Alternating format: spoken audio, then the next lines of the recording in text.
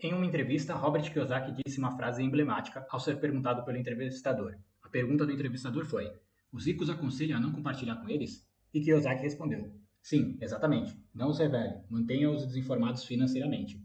E Kiyosaki continuou contando a sua história.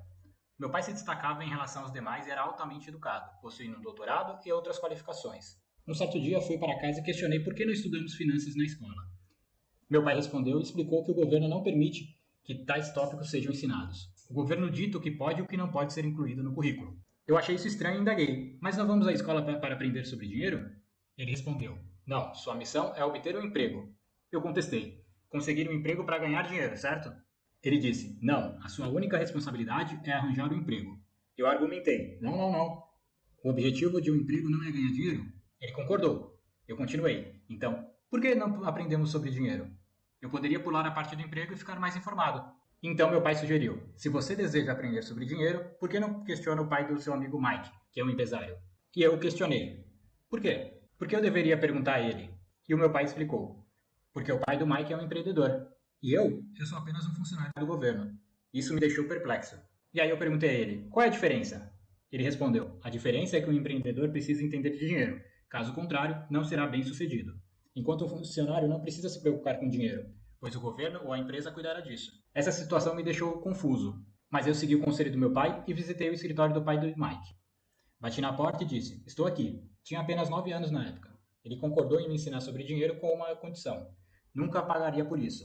Ele explicou que, assim que me pagasse, eu começaria a pensar como funcionário, o que ele considerava uma armadilha. Para ele, um empreendedor trabalha de graça. Isso me deixou perplexo. Perguntei se não queria receber um salário, e ele entendeu minha frustração. Ele disse: como um empreendedor ganha dinheiro? Essa é a pergunta que você deve responder. Perguntei: como posso aprender sobre dinheiro então? Ele respondeu pegando o jogo Monopoly. Então eu continuava a realizar tarefas sem receber pagamento algum. Conforme eu crescia, ele me envolvia em tarefas de redação, marketing e contabilidade, mas eu ainda trabalhava de graça. Finalmente um dia, fiquei irritado e perguntei: quando você vai me ensinar sobre dinheiro? Ele respondeu: o que você acha que estamos fazendo? Eu insisti: estamos jogando Monopoly. Ele repetiu: não, o que você acha que estamos fazendo? Fiquei confuso e ele explicou: vou te ensinar sobre dinheiro quando você tiver uma casa verde. Ele me disse que existem muitas maneiras de alcançar o sucesso financeiro, mas uma das melhores é aprender com o Monopoly. Até hoje, tenho 4 casas verdes e um hotel vermelho. Perguntei: é só isso? Ele respondeu: sim. Então ele me mostrou suas casas verdes. 10 anos depois, aos 19 anos, estava estudando em Nova York. Quando retornei ao Havaí, meu pai rico havia comprado o maior pedaço de terra no centro da praia de Waikiki. Agora, quando você vai à praia de Waikiki, encontra o hotel Yacht Regence. Tudo isso assemelha ao jogo Monopoly. Ele capitalizou pequenos ativos, transformando-os em ativos substanciais, seguindo o ditado: se você não pode vencê-los, junte-se a eles. Isso se deu porque, naquela época, a região não era particularmente grande, o que levou a adquirir diversas propriedades menores, dado que Waikiki era uma cidade de pequenas dimensões. Portanto, ele comprou parcelas de diferentes proprietários. Essa jornada levou um bom tempo, mas ao final ele conseguiu consolidar um grande terreno, no qual o hotel Yacht foi posteriormente construído. Recentemente, essa propriedade foi vendida por uma quantia impressionante de 800 milhões de dólares. Isso ilustra como obtive meu aprendizado sobre finanças. Ao longo do caminho, enfrentei desafios financeiros e traições, mas todos esses obstáculos acabaram sendo benéficos. Isso me permitiu desenvolver uma abordagem que contrasta com o medo de cometer erros, uma mentalidade frequentemente inculcada nas instituições educacionais. Muitas pessoas não conseguem evoluir porque estão presas a essa mentalidade binária de certo e errado, bom e ruim, sem perceber que a realidade financeira é mais complexa. Embora, de acordo com a maioria das pessoas, eu não fosse considerado pobre, venho de uma família de classe média baixa. Isso ocorre porque a mentalidade de pobreza, riqueza e classe média começa com uma mentalidade empobrecida. A mentalidade de pobreza é transmitida e ensinada nas famílias, assim como a mentalidade da classe média.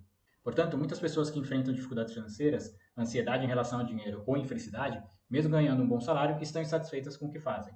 Todas essas crenças foram incutidas desde cedo. Conseguir um emprego, trabalhar duro, ou você nunca será rico. No entanto, o sistema educacional nunca ensina sobre finanças.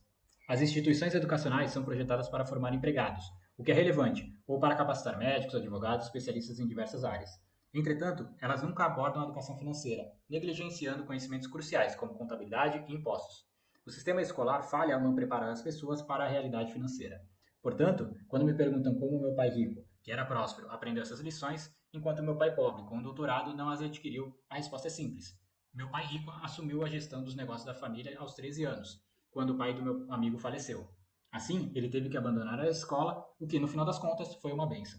Muitas vezes, as bênçãos não são tão óbvias à primeira vista. Apesar de não ser muito religioso e de não ter obtido sucesso na escola cristã, percebo que os menos afortunados, como mencionado na Bíblia, estarão sempre presentes, pois a raiz disso reside no medo e na mentalidade.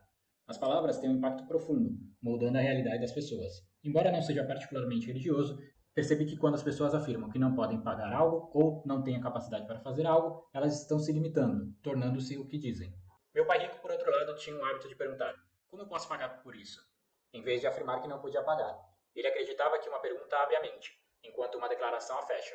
Para mim, financeiramente, meu principal foco é nos negócios, com os investimentos imobiliários em segundo plano. Portanto, a orientação que compartilho com os jovens é a seguinte: encontre a sua especialização, descubra o seu jogo. Esse foi mais um vídeo sobre educação financeira. Se você gostou desse vídeo, já deixa o like, compartilha e nos vemos no próximo.